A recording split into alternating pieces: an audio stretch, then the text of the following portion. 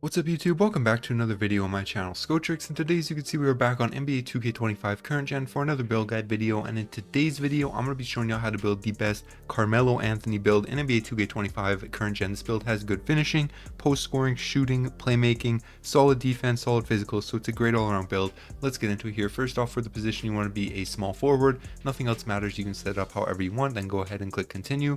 For the height right here, you can stay at, or you can go to 6'8".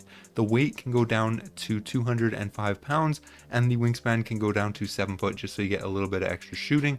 Then for the body shape, this really doesn't matter. You can choose whichever one you like the look of the most. I'm just going to go with defined, but you can choose whichever one you want. It doesn't affect the build in any way. Now on to the attributes right here. First off, for the close shot, you can put this up to a 78 right here.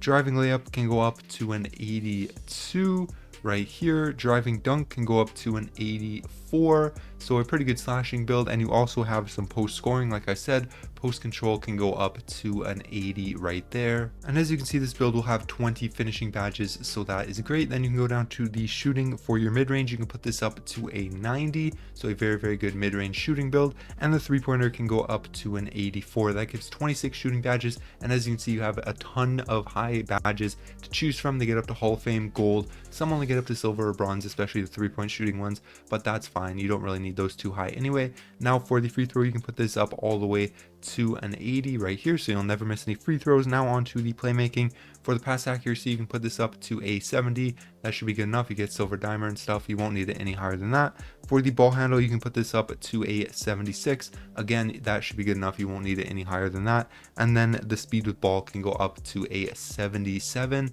right here, so you can get to the rim, create your own shot, all of that. That's all good. You have 17 playmaking badges on this build, and as you can see, again, a good variety to choose from. So once you have that set up, you can go down to the defense. For defense, you can put your interior up to a 60, perimeter up to a 70, and this build does have the capabilities to guard inside and outside, so that's great. It's not an amazing defensive build, but it is capable at guarding basically any position. So you can put your steal up to a 70, block up to a 65 right there, and then your defensive rebound can go up to a 70 as well, and that will give you 15 defense badges. And again, you have a lot of them onto either bronze or silver, and you should be able to be a good versatile multi-positional defender on this build. Like, it's not great defense, but it should be more than good enough, especially with those 15 badges. But now onto the physicals, you can bring your speed up quite a bit to an 80. Your acceleration is good at a 65. Strength can go way up to a 70, so that you can work and back down people in the post and be strong enough to muscle them up and all that. It also helps you defend in the post a little bit if you're guarding a big man.